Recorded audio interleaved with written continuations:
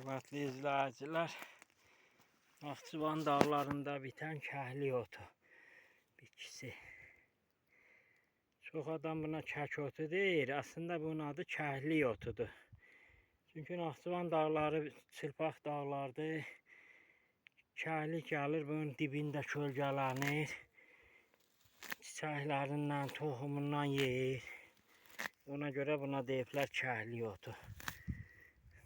Səhər-səhər gün çıxmamış belə çiçəkləyən vaxtı yığılmalıdır əslində.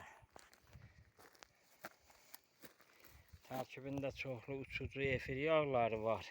Ona görə xoşagələnliyi var. Soyuq dəymədə, bağırsaq infeksiyalarında, boğaz ağrısında çox xəstəliklərə şəfa verən bir bitkidir. Yəni təbii, doğal antibiotikdir. Yığın, istifadə eləyin.